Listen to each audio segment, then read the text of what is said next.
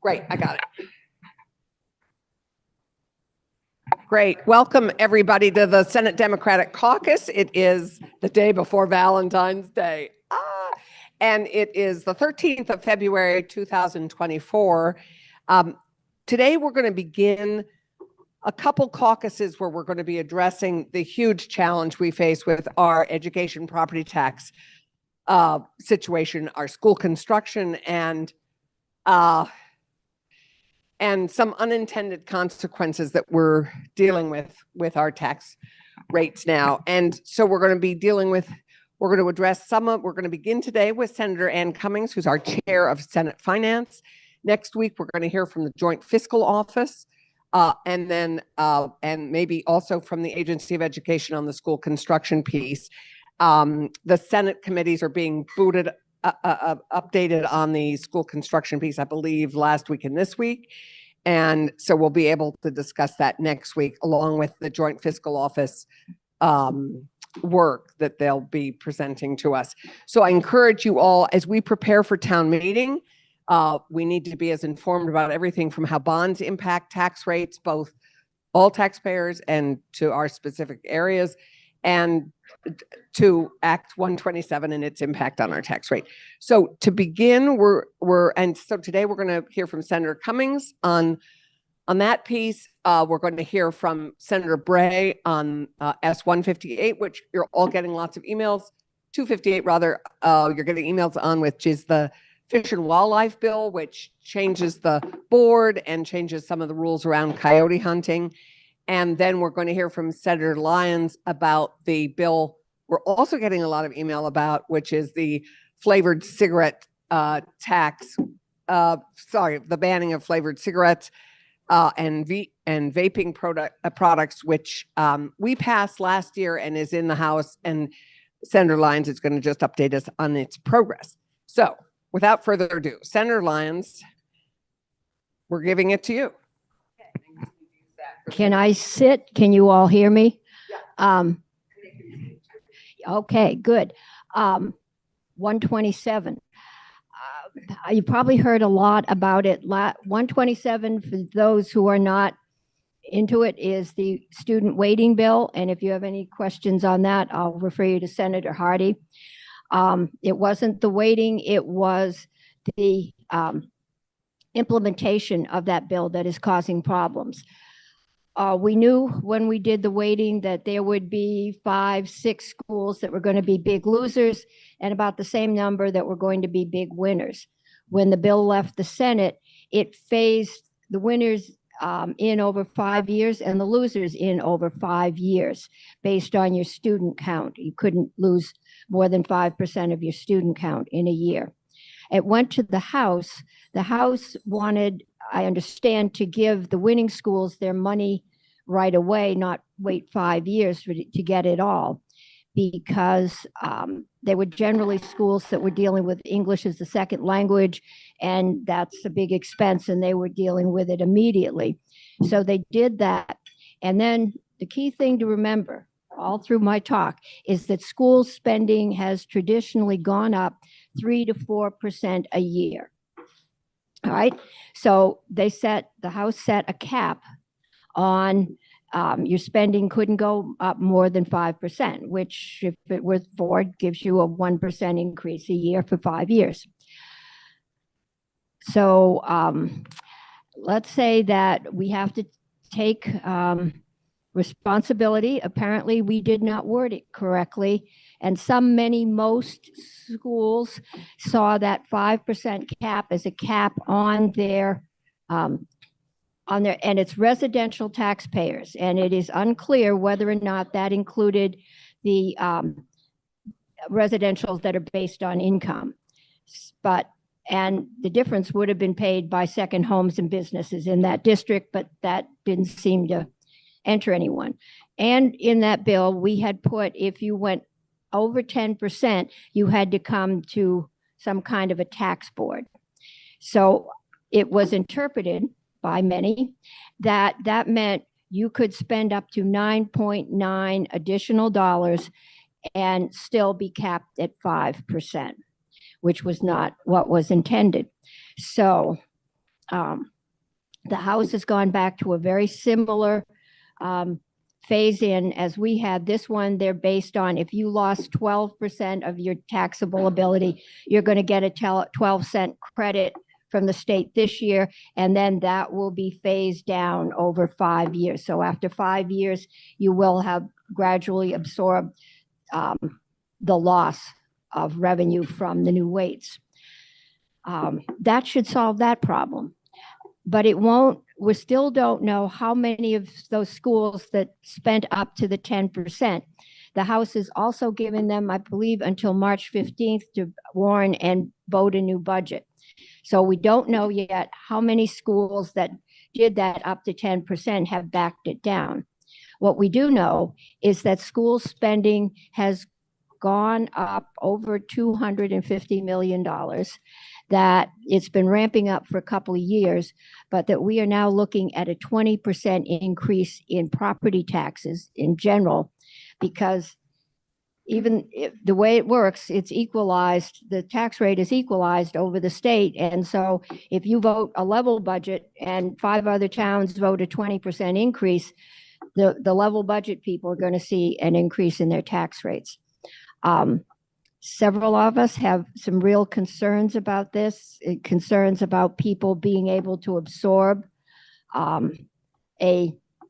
this kind of increase. I'm looking at a $2,000 increase on my taxes from the school. I wouldn't be surprised to see the Montpelier City, due to the flood, add another $1,000 on top of that. That's going to put a dent in my retirement fund, a big one. And there's a lot of people in that same circumstance. So the money chairs, and we're starting to look at this. We need to have some time to see what's happened with the 127 correction, and to get an idea of what the actual tax rates are. But Montpelier is 24%. That figures the 10% credit they're going to get for their loss of in 127, and that's what it is, and it's going to the voters. So across the board, we're looking at a possible 20% increase in property taxes, and you'll probably hear about that at town meeting. I think that's it. And I just before you finish, would you give us a sense of the time frame? It's voted out of House Ways and Means on Friday. It goes straight to the floor. When I talked to Representative Kornheiser yesterday, she seemed to think that finance would get it by the end of the week, that they're going to try and do it one day, all stages of passage in the House. We do need to get this out to give towns time to adjust their taxes, knowing that the 5% cap is gone. Right. So towns are being given the option of delaying the vote on the school budget. Yes. Until a date certain, or we don't know March 15th. One thing I've learned listening to my school board is that there are also in many contracts, there's a date certain, and it's something like March 25th, a RIF notice. And so if the schools need to know that, I believe I've seen it done once before. The alternative is to send pink slips to everybody if you don't have your budget and you don't know, if you're going to have to lay off. But there is a contract deadline with, if you're going to be riffed, you need to be told. Right. And I know, Phil, did you want to add something? Okay. Great. So I know people have questions on this, and I see Senator Hardy and anybody else have a question? I just want to thank you, Senator Cummings, for that explanation. It's great to know what the plan is and the timing of the plan. I just wanted to add a couple things, just as you're all talking to your school districts and your constituents about this. I think it's really important to understand that not all school districts sort of did the going up to the 10%, the 9.9. A lot of them didn't. And so I just want to caution everybody and anybody who might be listening, to not throw school districts and school boards under the bus. Not all of them did it, and even the ones that did it with best intentions to try to serve their students and their communities. So I do want to make sure that we're careful with our language about talking about school budgets, and that a lot of districts already have adjusted their budgets after they got the letter from Senator Cummings and Representative Kornheiser. They did so that they could meet the deadline. And, you know, I talked to my superintendents yesterday and they had already all adjusted their budgets. The other two factors that are playing into this, in addition to the sort of vagueness of that language in Act 127, is that a lot of school districts, all school districts, are losing their ESSER money, which is the federal money they got during COVID. So a lot of them are trying to fill in a hole because those needs are still there, but they don't have the federal money. So that is also one of the budget driving factors for school boards. And then the final thing that I don't think you mentioned was the impact of the common level of appraisal and the property values, which are— There's actually more than that. Yeah, I'm sure there's so many factors right now. The schools have seen a 16.4% increase in their health insurance. Right. They're losing ESSER. Everybody's property values are gone up, so a large number of them are hitting the CLA cap. And there's labor.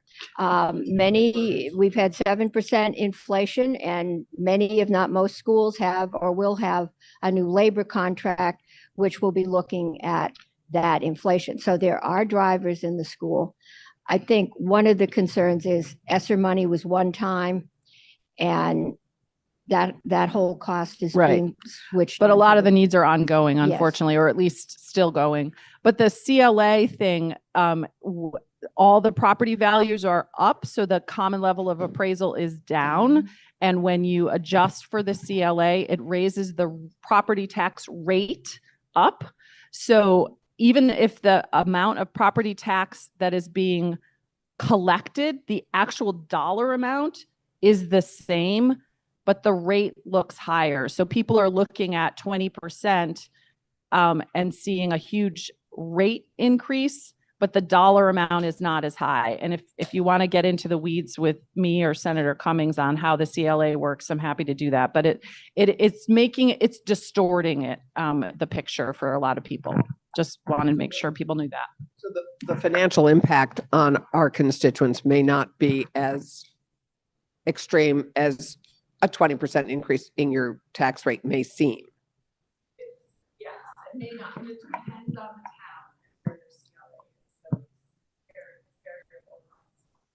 the town. Any other questions on this? I don't have a question, just a comment. I think it's important that folks who are out in the Zoom world understand that many of us, probably all of us, have been talking with our school boards. And our school boards are so savvy in this area that sometimes it feels like they know more than some of us do. But honestly, meeting with them and hearing their comments about CLA, about weights, about everything that's happened, about Act 127, about all the things that both Senator Hardy and Senator Cummings has elaborated on, they get it.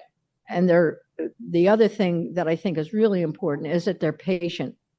They understand that they may have to put things off a little bit, but we're all in this together. Just wanted to add that thought. Martine has a question. Thank you. This is Senator Gulick, LaRock Gulick. So we know that Universal School Meals is coming out of the Ed Fund. Is the PCB program, testing, mitigation, and remediation also coming out of the Ed Fund? No. Where is that coming from? I'm not sure, but it's not coming out of the Ed Fund. We had put some money aside to help schools with that testing. We've been through it, and there's an unwillingness to put more money aside until we get the entire thing. We've been putting off doing anything about school physical improvements, delayed maintenance. We got until the report came in on school facilities. It came in last week. We need over $300 million to take care of the urgent health and safety needs in there. A lot of the 4.9 above the 5 spending was done for maintenance or capital improvements. So we definitely have an issue. I have no idea where we're going to get $300 million, but I think we do need to let the schools know that we are moving forward on that now. Thank you.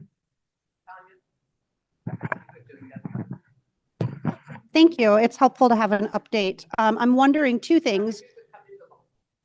They want to see you in TV. I'm wondering two things. One, if we're using this as an opportunity to look at alternative mechanisms for funding the education fund that isn't based on a property tax. And two, what federal funds might be leverageable for some of these issues, whether it's from IIJA or the Inflation Reduction Act. I know that there's a lot of stuff in there that might be leverageable.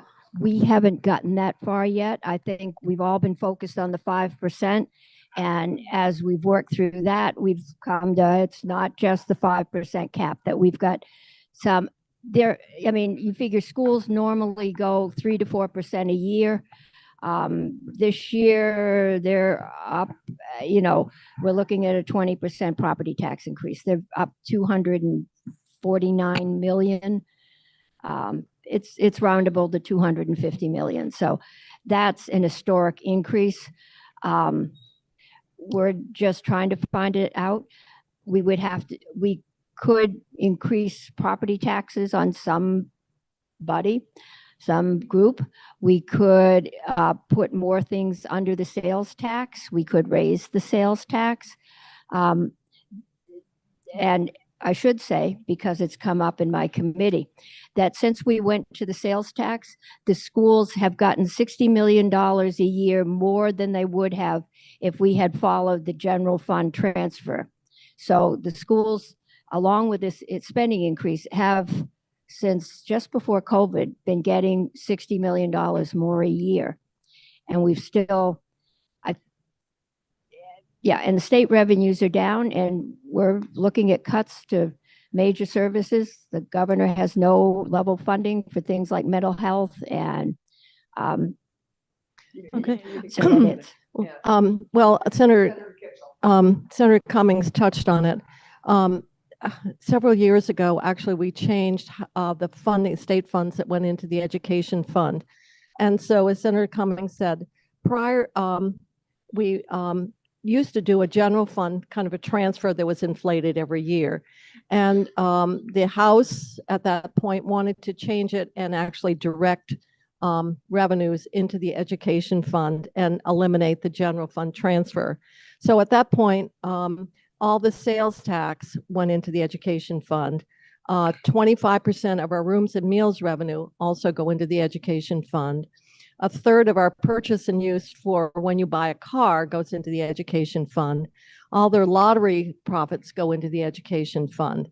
And this was prior to the Wayfair court case that many of you are aware allowed states to impose the sales tax on internet sales coming into their state. And that's where the $60 million benefit to the education fund occurred, because of that much broader tax base as a result of that court decision. So there was a committee that looked at, should we do general fund or some kind of income tax? The income sensitivity function is a form of paying taxes based on income. But the general fund revenues obviously are under a great deal of pressure, and that gets into the comment. And we'll have to discuss it as we get into the 25 budget, exactly what is not funded there. But many of the core services that we rely on and people rely on are level funded. And certainly all the services for our seniors, all our services for youth to serve our youth, our mental health delivery systems, our adult care programs and so forth are level funded. So, and the budget, as I understand it, includes no specific funding for the emergency housing. So, which is a major expenditure relative to what's available. So yes, we have looked at that. There was a special group that looked at general fund, but in light of how we had reallocated those revenue sources, I think in the end there was concern that that taxing capacity to support the rest of state government really needed to be carefully looked at, because the increases we're seeing in one side actually are being experienced by all of state government, and how that's being accommodated in the budget is something we'll be looking at. I should say with that, Senator Kitchell alluded to it. We did have a committee 2 years ago. I know Senator Perchlik and I served on it. I think there were 6 of us, 3 from the Senate, 3 from the House. And we spent months trying to find a way to have an income surcharge or to pay on income in the higher brackets. And I think an awful lot of us started in thinking, simple, we're just going to do it. But we found out because of the formula we have, every time we went after the higher brackets, it ended up generally swinging up in the lower brackets.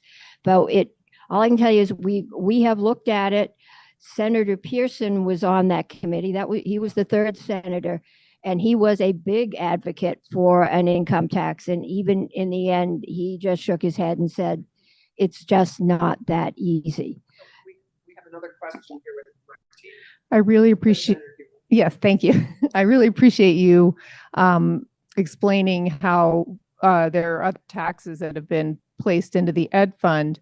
However, simultaneously or more or less simultaneously, weren't more things drawn out of the ed fund? My understanding is that retirement historically wasn't taken out of the ed fund and then it moved over. Is that true? I leave that to Jane. Wait a minute, Jane, nobody can hear you. And I'm doing this from memory, but at the time we changed the revenue streams into the education fund, a number of expenditures were removed from the education fund, including the Community High School of Vermont, including the cost of maintaining the statewide grand list that fund that is necessary to support a statewide property tax. And I believe there was another one maybe related to adult basic education. This is just off the top of my head. So certain expenditures were removed.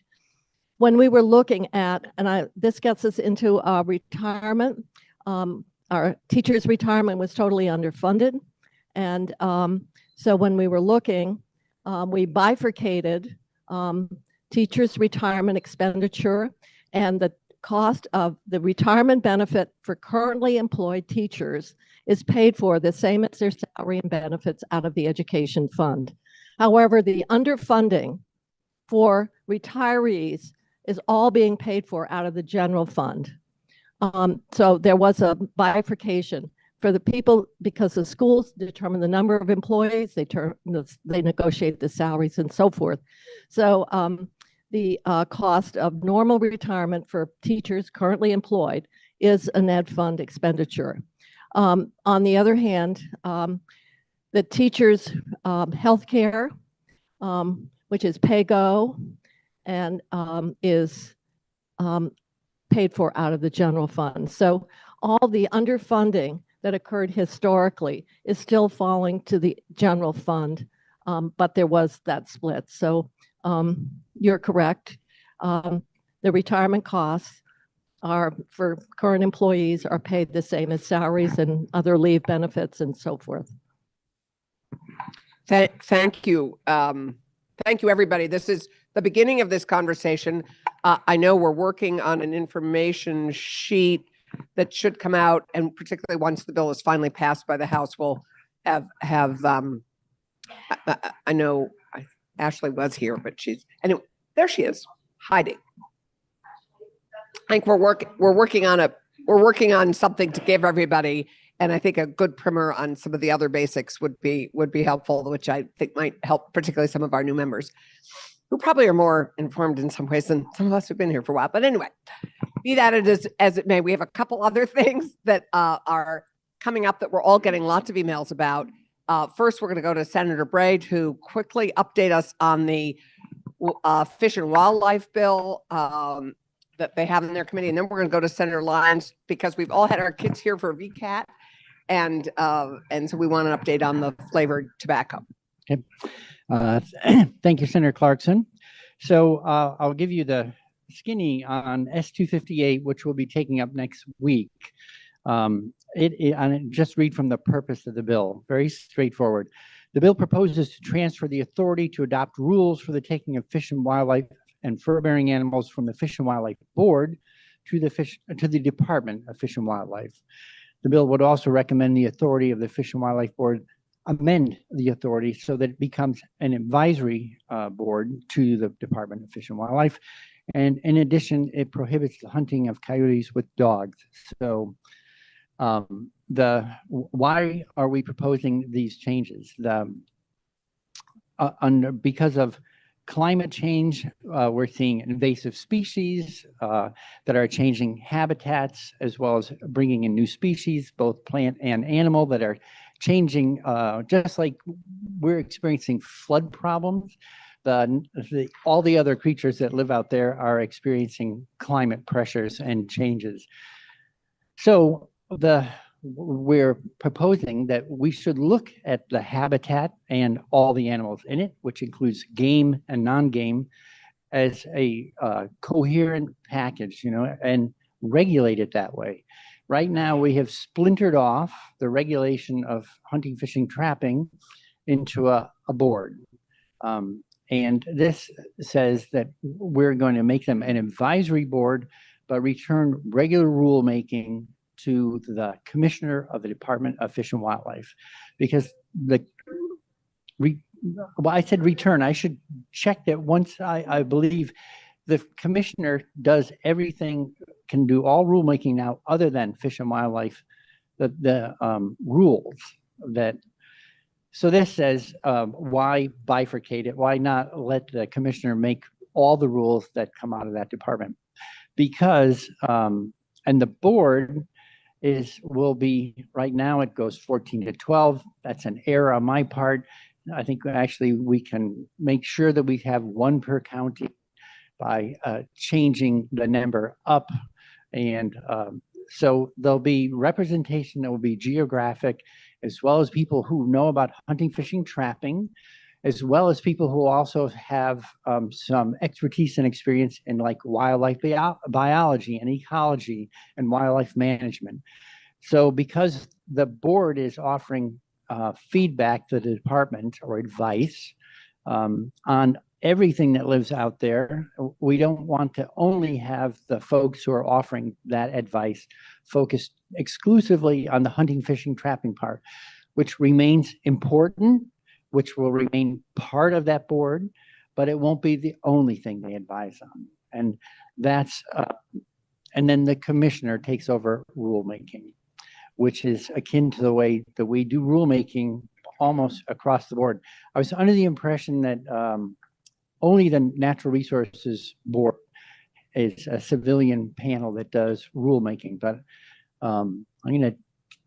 That's right. There are only two boards that have look that ability in all of state government. Right. So if you look in Title III, there are two, and this NRB is really its own shop. It's quasi-judicial. There's a lot of reasons that it would have those powers, but not necessarily the Fish and Wildlife Board. So the concerns you are hearing about it being anti-hunting or anti-trapping, or none of these things are correct. It really is very literally that the board becomes advisory, the Commissioner carries on rulemaking. And I believe you are going to supply us with a sort of info sheet on this, Right? Which will help us respond to the number of. So that's the 60,000 foot view, just so people aren't surprised in any way. When the most recent rule came through LCAR certified 4 objections with the Secretary of State, which I can't remember. Senator McDonald, you've been on LCAR longer. I can't remember another time while I've been on that we certified objections to the Secretary. And Ginny's here too, aren't you on? Yeah. So but the rule, as you might remember, goes into effect anyway. So now it includes defects that were raised by the General Assembly through the voice of LCAR. We want to correct the statute trumps rule, and we want to make corrections that implement the legislative intent of 2 prior bills we passed that address this area. So that will be part of our revision process, but the broad outline of the bill is what I started with. So the expectation is it'll be out before crossover. And so we'll be able to touch on this again once you've actually landed and finished your work on this. But you can expect a helpful info sheet soon. Infomercial. It's drafted as I know. appearing near you. I have a draft. Yeah. Okay, So- great. So we should get that out. And are there any questions for Chris before we move to flavored tobacco? Great. So more to follow on this because I know lots of our constituents are concerned on both sides. Senator Lyons, would you update us on flavored tobacco? Great, because we have all our VCAT and kids here. Ooh, Ginny, stay right where you are so the camera can see you. Okay. Remember, the camera's here.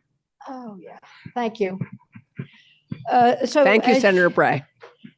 As you will recall, last year, the Senate Health and Welfare Committee passed S-18 out of committee, and then the bill was acted on by the full Senate and sent over to the House.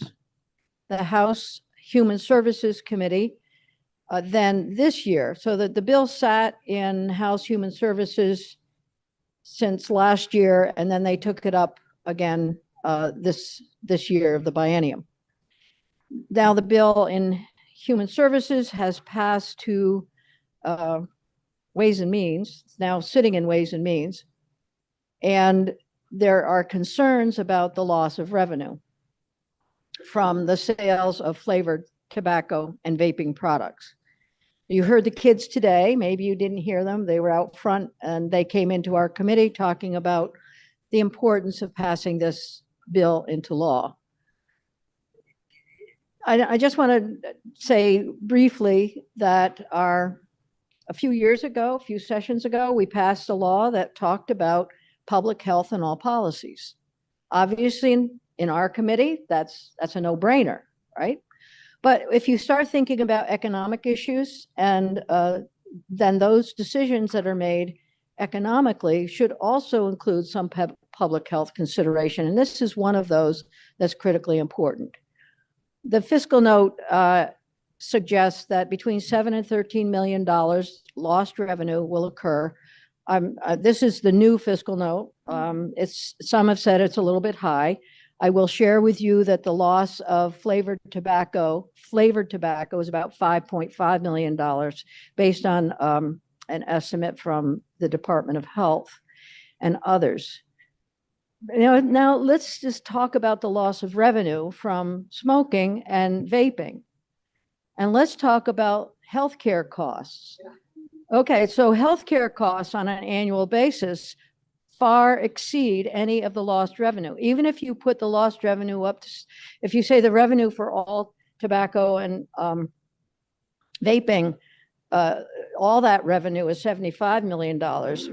We will be losing a portion of that, not all of it. That's one. But then if you compound, you put that together with what are the healthcare costs? Cancer costs alone, not counting cardiovascular disease, but cancer costs alone are each year $188 million associated with tobacco. Now that's a big expenditure that comes out of all of our pockets. That's a Medicaid, that's a large. Now, and a big chunk part of that, so if we put savings into place, we can save $8.3 million a year for every 1% decrease in smoking and vaping. That's really actually related to tobacco, but I'm throwing vaping in there because that's a big part of this. So over a 2-year period, we could save $16 million. That automatically exceeds the, and we think it might be more than that. So all of which to say is the bill is now in Ways and Means. You are hearing from a lot of small businesses. You're also going to hear from smaller people. Oh, today we had our kids here and they're talking about their future and what they're seeing in their schools, the loss of classroom time.